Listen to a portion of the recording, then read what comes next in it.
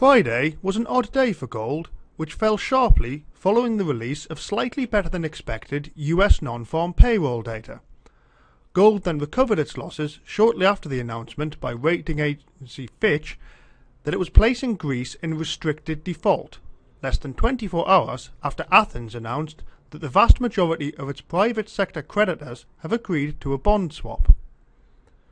Athens confirmed on Thursday that it plans to activate collective action clauses to force the remaining handful to go along with the deal. Fitch's announcement came while the International Swaps and Derivatives Association was considering whether the use of collective action clauses constitutes a credit event, and therefore whether it should trigger payments on credit default swaps held by some investors as a hedge against Greek bonds. Fitch has now become the third and final major ratings agency to declare that some form of default has occurred in Greece. Friday's rally, back above $1,700 an ounce for gold, took it more or less back to where it started the week. Gold also ended up pretty much where it would have been had the trend begun on Tuesday continued uninterrupted. Silver's price action was similar to gold's on Friday. There was, however, one difference. By the time London closed, silver had not managed to get back to last week's close. China, the world's biggest gold consumer during the final months of 2011, began the week by cutting its official growth target from 8% to 7.5%.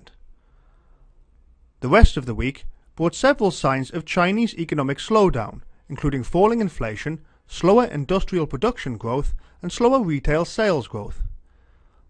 There was also news that China's gold imports from Hong Kong, widely seen as a proxy for overall imports, fell 15% in January compared to the previous month. Much of this, though, is likely to be the result of stockpiles being run down during Lunar New Year.